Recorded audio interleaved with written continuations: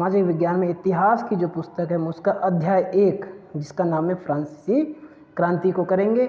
और आज दिनांक है 8/4/2021।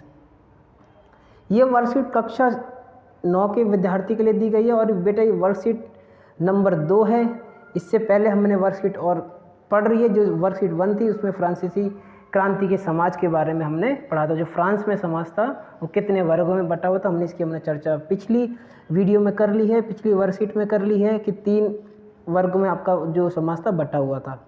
तो प्यारे बच्चों, आज की हम जो वर्कशीट है वो बेसिकली हमारी फ्रांसीसी क्रांति के कारणों को लेकर है कि कारण क्या थे और उसकी शुरुआत कैसे हुई थी।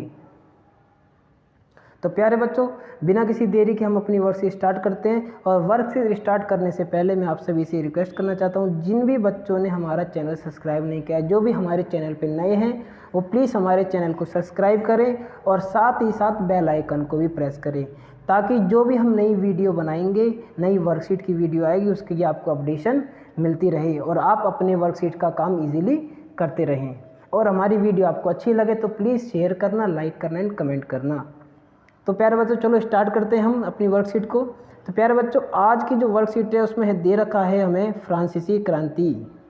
ठीक है, तो फ्रांसीसी क्रांति के बारे में हमें पढ़ना है कि फ्रांसीसी क्रांति के क्या कारण थे जिसकी वजह से फ्रांस के अंदर क्रांति हुई। और बेटा ध्यान रखना, क्रांति जो है उसको मैं समझा देता हूँ कि क्रांति कभी भी अचानक नहीं होती है, के लिए समय अंतराल के दरमियान ही होती है और ये फिर एक समय बिंदु पर आके उस क्रांति का ये विस्फोटक होता है। उसी समय को हम क्रांति के नाम से जान लेते हैं।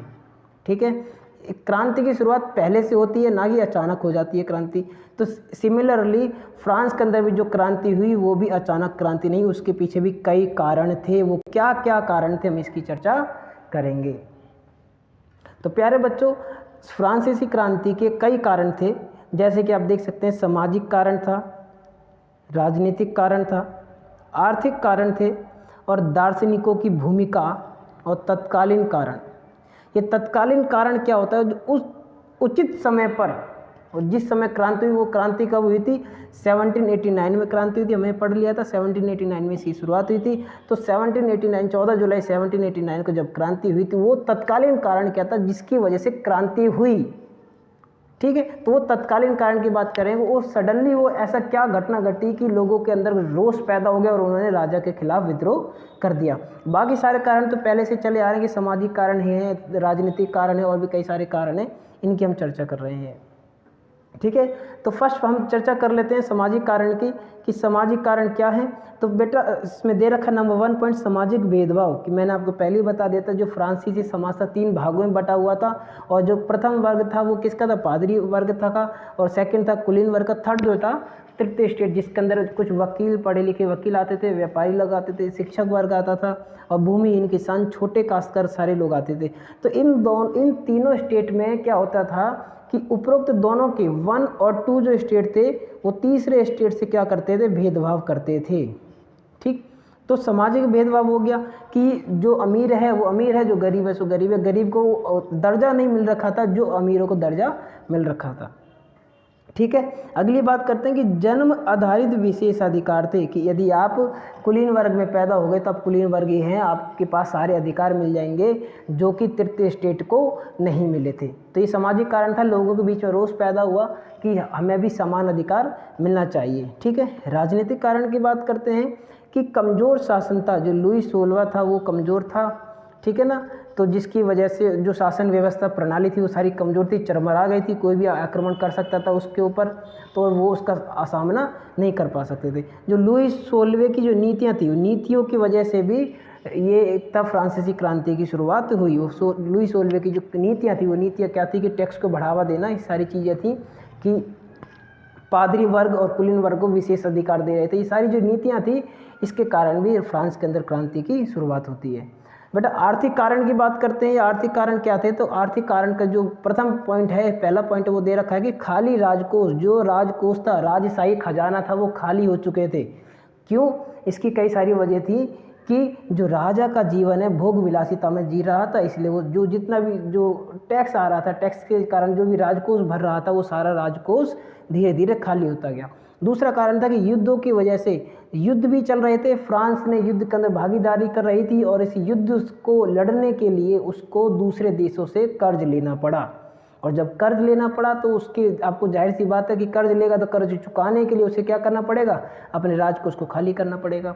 ठीक है, तो थर्ड पॉइंट है जीविका संकट। जीविका संकट पैदा हो गई क्योंकि कर्ज लिया, कर्ज लेने से क्या है कि लोगों के ऊपर टैक्स इंक्रीज कर दिया, टैक्स बढ़ा दिया। जब टैक्स बढ़ गया तब क्या होगा, वो टैक्स बढ़ने की जो बात है हम आगे पढ़ेंगे, टैक्स जो बढ़ाए उसी के वजह से बेसिकली फ्रांसीसी क्रांति की शुरुआत होती है। आगे पढ़ते हैं कि दार्शनिकों की भूमिका कहते हैं। जो दार्शनिक बेटा मतलब होता है कि जो पढ़ा लिखा वर्ग है, जिसकी दूरदृष्टि है, जो समाज के बीच में व्याप्त रहता है और ये बताता है कि समाज के अंदर किस तरह की घटनाएं चल रही हैं और वो कौन सी चीज़ हमारे लिए ठीक है, कौन सी चीज़ हमारे लिए गलत है।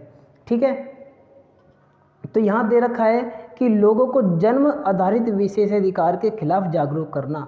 कि उन्होंने क्या करा, जितने भी लोग थे, गरीब लोग थे, उनको ये दिखाया, जो गरीब थे और जो शिक्षित नहीं थे उनको ये बताया कि जो विशेष आधारित अधिकार हैं, जो अधिकार हैं वो हमें भी मिलने चाहिए, ना कि बड़े वर्ग को ही मिलना चाहिए।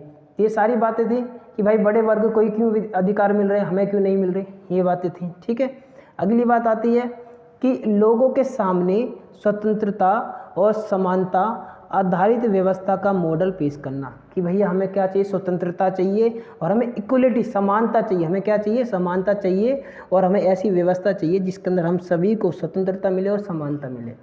ठीक है, अगली पॉइंट पे आते हैं। पांचवा पॉइंट क्या चल रहा है इधर में, अब तत्कालीन कारण क्या थे भाई, तत्कालीन ऐसी क्या घटना घटी कि लोगों को फ्रांस में विद्रोह करना पड़ गया। तो तत्कालीन कारण था कि 1789 में लुई सोल्वे द्वारा क्या कर दिया, लुई सोल्वे द्वारा क्या कर दिया कि टैक्सों के अंदर वृद्धि कर दी। टैक्सों के अंदर क्या कर दिया, वृद्धि कर दी। जितने भी टैक्स थे आपके उन सब में क्या कर दिया, वृद्धि कर दी।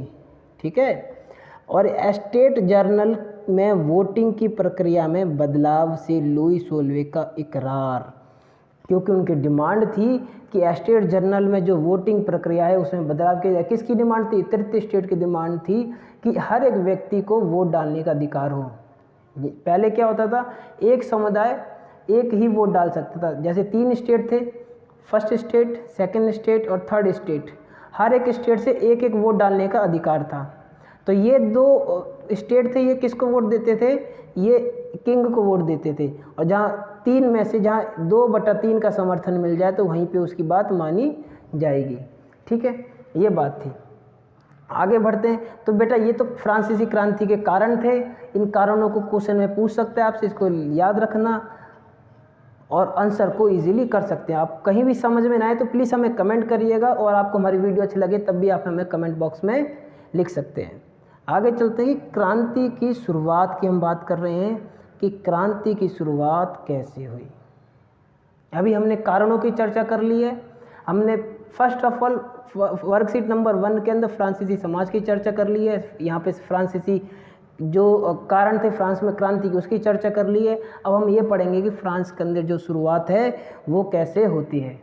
ठीक है प्यारे बच्चों, फ्रांस के अंदर क्रांति की शुरुआत है, बताते हैं कि 5 मई 1789 को लुई सोल्वे के द्वारा टैक्स बढ़ाने के लिए स्टेट जनरल की मीटिंग बुलाई गई। ठीक है, तो प्यारे बच्चों साफ साफ कह रहा है कि जो पहला पॉइंट है कि लुई सोल्वे की मीटिंग बुलाई गई। किस लिए बुलाई गई, मीटिंग बुलाई गई किस लिए, लुई सोल्वे ने बुलाई मीटिंग किसके लिए, टैक्स को बढ़ाने के लिए। टैक्स को क्या करने के लिए, बढ़ाने के लिए। ठीक है, आगे बढ़ते हैं। ये शुरुआत चल रही है यहाँ पे कि तृतीय स्टेट, जो तीसरा स्टेट था, वहाँ के लोगों ने व्यक्ति आधारित वोटिंग की मांग की।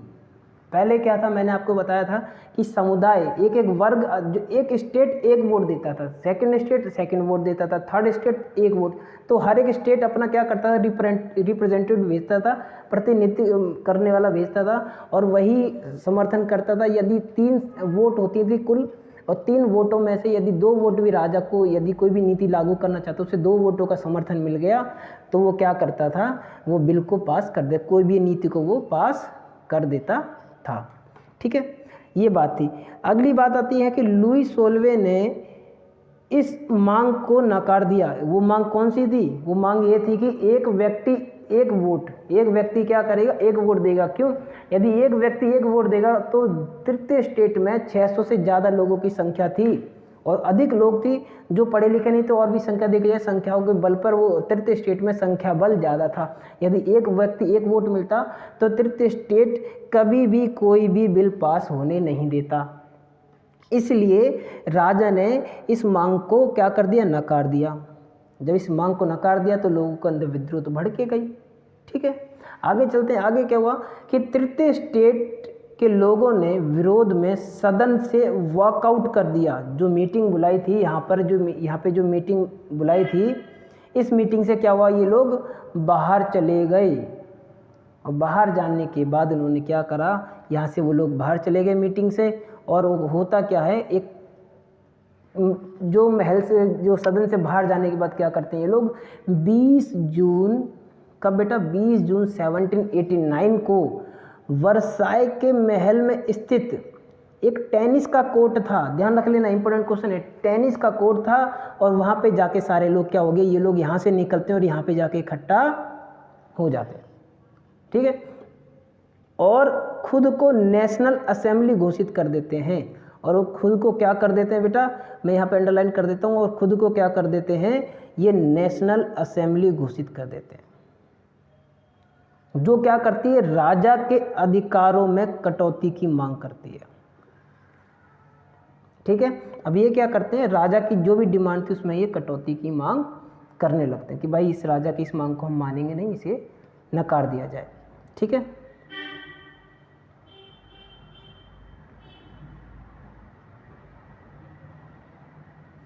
यहाँ कहता है कि इधर फसलों के नष्ट होने के कारण अनाज में दामों में वृद्धि हो गई। जो रेट थे जो उसमें क्या हो गया, वृद्धि हो गई।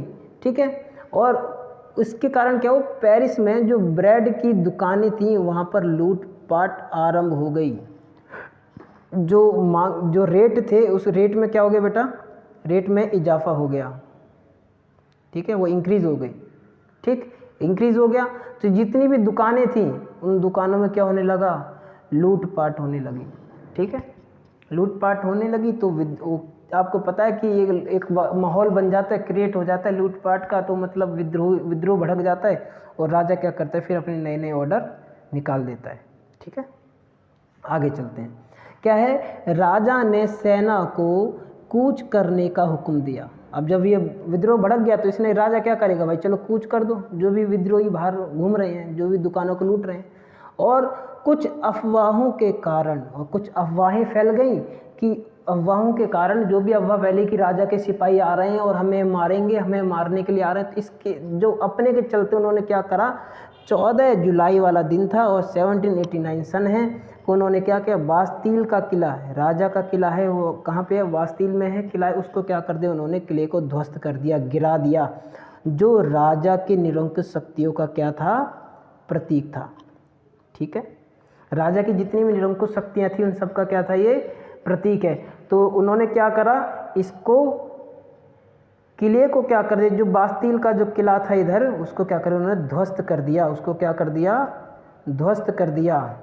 ठीक है, और जो राजा था उसको निरंकुश शक्तियों का जो प्रतीक था, ये क्या था, निरंकुश शक्तियों का प्रतीक था। जिस दिन ये किला ढहा तो उसी दिन से क्रांति की शुरुआत होती है। तो देखो प्यारे बच्चों, मैं क्या कह रहा था कि क्रांति अचानक नहीं होती, इसके पीछे एक लंबी सीरीज चलती है। यहाँ से क्रांति शुरू हो रही है और कहाँ पे जाके क्रांति फूटती है, इधर इस पॉइंट पे जाके क्रांति बढ़ती है। तो ये देखो कहाँ से शुरू हो रही है, ये शुरू हो रही है तुम्हारी 5 मई से, देख लो 5 मई से शुरू होती है और कहाँ ख़त्म होती है, 14 जुलाई। इतनी बड़ी क्रांति चलती है एक महीने में। ठीक है, अब जो प्रश्न उत्तर हैं हम इन प्रश्न उत्तरों को करेंगे प्यारे बच्चों। मैंने जो टॉपिक है बहुत इजीली समझाया, बहुत डीपली समझाया, जो भी बच्चे को समझना है आप वो कमेंट सेक्शन में पूछ सकते हैं हमसे। हम अब आंसर करते हैं कि 1789 में फ्रांस का राजा कौन था। देखो फ्रांस का राजा लुई 16वां था, यहाँ साफ साफ लिखा हुआ है फ्रांस का राजा कौन था, लुई 16वां था। ठीक है प्यारे बच्चों, आपको सब पता है कि लुई 16वां जो है फ्रांस का क्या था, 1789 में फ्रांस का राजा था। ठीक है, आगे प्रश्न बढ़ते हैं कि एस्टेट जर्नल की मीटिंग क्यों बुलाई गई। एस्टेट जर्नल की मीटिंग क्यों बुलाई गई? तो प्यारे बच्चों यहाँ पे देखो आंसर लिखा हुआ है इसका, ये बड़ा प्यारा है। ये जो फर्स्ट पॉइंट है ये वाला कि स्टेट जनरल की मीटिंग क्यों बुलाई गई, वो इसलिए स्टेट जनरल की मीटिंग बुलाई गई थी। आंसर नंबर ये क्या है? 2 है। ठीक है, ये आंसर आएगा इसके अंदर, या इसका आंसर को आप इसके अंदर डायरेक्ट लिख सकते हैं। ठीक है, आगे है कि तृतीय स्टेट के लोगों में खुद को क्या घोषित किया। जो तीसरे स्टेट के लोग थे उन्होंने अपने आप को क्या घोषित किया? तो प्यारे बच्चों इसका आंसर यहाँ दे रखा है। तृतीय स्टेट के लोगों ने अपने आप को, यहाँ पे है, नेशनल असेंबली घोषित किया। क्या घोषित किया? खुद को नेशनल असेंबली घोषित कर राजा के अधिकारों में कटौती की मांग की। ठीक है, आप आंसर इजीली लिख सकते हैं, ज़्यादा लिखने की ज़रूरत नहीं। 20 जून को फलाना ठिकाना ज़्यादा लिखने की ज़रूरत नहीं है। आप क्या कर सकते हैं, 20 जून 1789 को तृतीय स्टेट ने, ठीक है, तृतीय स्टेट ने खुद को नेशनल असेंबली घोषित कर दिया। ठीक है, ये क्वेश्चन बन जाएगा एक इधर, तीसरा आंसर हो जाएगा ये वाला आपका, ये जो है आपका तीसरा आंसर हो जाएगा, आप इसे लिख लेना। ठीक है, आगे चलते हैं। चौथा प्रश्न है, लोगों ने बास्तील के किले को ध्वस्त क्यों कर दिया? अब बहुत सिंपल क्वेश्चन है, मैंने अभी बताया था कि लोगों ने बास्तील के किले को ध्वस्त क्यों कर दिया। तो प्यारे बच्चों देखो इसका आंसर यहाँ पे सीधा का सीधा यदि बात करें हम, तो इसका आंसर मिल जाएगा आपको ऊपर इधर। ठीक है, मैं बता देता हूँ कौन सा आंसर है वो, ये आंसर है यहाँ पे। ठीक है, यह आंसर है कि राजा ने सेना को कूच करने का हुक्म दिया और इसी अफवाह के कारण 14 जुलाई 1900 को बास्तील के किले को ध्वस्त कर दिया गया। ये पूरा आंसर लिख देना इसमें। ठीक है, तो ये आंसर नंबर कौन सा हो जाएगा? आंसर नंबर हो जाएगा 4। ठीक है प्यारे बच्चों, आगे चलते हैं, लास्ट क्वेश्चन की तरफ बढ़ते हैं कि तीसरे स्टेट के लोगों ने क्या मांग रखी? जो मांग थी उनकी क्या मांग थी? ये मांग वर्तमान सामाजिक राजनीतिक स्थिति से किस प्रकार संबंधित है? इसमें उन्होंने जो मांग रखी है वो मांग के बारे में चर्चा कर रहा है। तो प्यारे बच्चों सीधी सीधी मांग मैं आपको बता देता हूँ। उनकी जो मांग थी वो यही मांग थी, इसका आंसर इधर है, ये आंसर नंबर क्या है? 5। आंसर नंबर 5 है ये। ठीक है, कि तृतीय स्टेट के लोगों ने व्यक्ति आधारित वोटिंग की मांग की। और ये पूछ रहा है कि आज के समाज से किस प्रकार से भिन्न है। तो आप लिख सकते हैं कि फ्रांसीसी समाज में पहले जो उच्च वर्ग था, यानी कि जो तृतीय स्टेट फर्स्ट और सेकंड स्टेट था, जो फर्स्ट और सेकंड स्टेट था, सिर्फ उसी को ही वोट डालने का अधिकार था। ठीक है, और उसमें भी वो एक समुदाय का रिप्रेजेंटेटिव होता था, वहीं से वोट डाल सकता था। और इनकी मांग थी एक व्यक्ति एक वोट डालने का। ठीक है, तो ये सिंपल सी है। आपको ये हमारी वीडियो अच्छी लगी होगी आशा करता हूँ, और हर एक चीज़ आपको पॉइंट टू पॉइंट मैंने समझाने की कोशिश की है। तो प्यारे बच्चों, आप हमारी वीडियो को ऐसे ही प्यार देते रहिए, देखते रहिए, और आशा करता हूँ कि आप हमारी वीडियो को ज़रूर पसंद करेंगे। ठीक है, ओके बच्चों, मिलते हैं, goodbye, see you in next worksheet.